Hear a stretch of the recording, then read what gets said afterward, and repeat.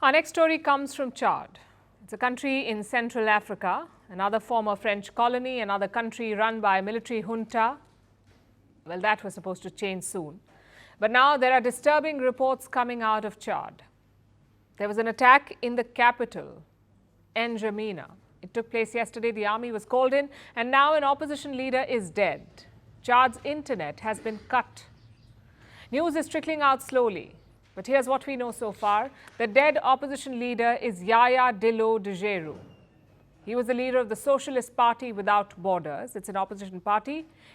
It's a party aligned against the current junta leader. His name is Mahamat Deby. Now, Dillo and Deby were cousins and rivals. Dillo was poised to compete against Deby in Chad's upcoming presidential election. But now he's dead. It sends a chilling message. Here's the chain of events that led to his killing. On Tuesday, Chad's election agency made an announcement, the dates for the upcoming presidential election. They will take place over May and June. The results are scheduled to be announced on July 7th. Now, this was supposed to be a victory for democracy in Chad. But what has followed has soured the sentiment.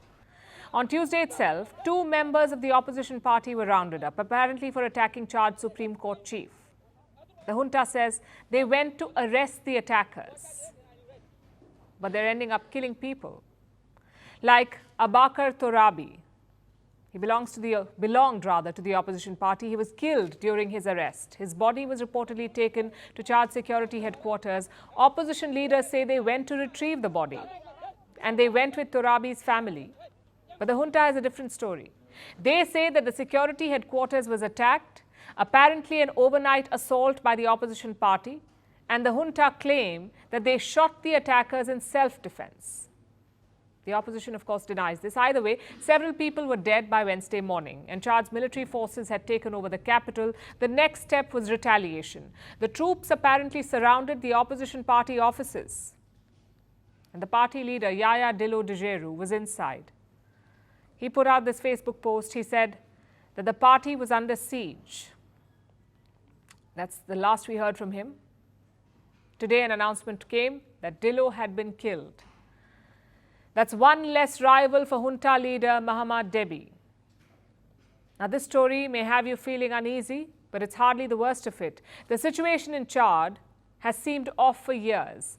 Deby is a second-generation coup leader. His father, Idris Deby, successfully led a coup in 1990. 1990, he went on to rule till 2021, winning one dubious election after the other and staying in power for 31 years. The senior Deby died in 2021. He was shot while commanding Chad's armed forces against rebels. He succumbed to his gunshot injuries. That's when his scion took over, Mahamat Deby. There was a coup. The National Assembly was dissolved. Deby Jr. was proclaimed the transitional president of Chad. 2021, transitional president, and he has ruled ever since. He's made a few U-turns during this tenure. He keeps delaying the transition to civilian rule.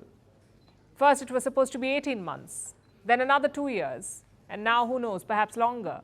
His term was due to conclude by October 10th this year. He also said he won't stand for the presidency, but then he pushed a new constitution in December. It said Deby Jr. can now become president. That's what the new constitution says. He's not officially declared his candidacy yet. He had rivals like Dillo, but now that rival is dead. All of this reeks of authoritarianism and tyranny, things that the West is supposed to be standing against.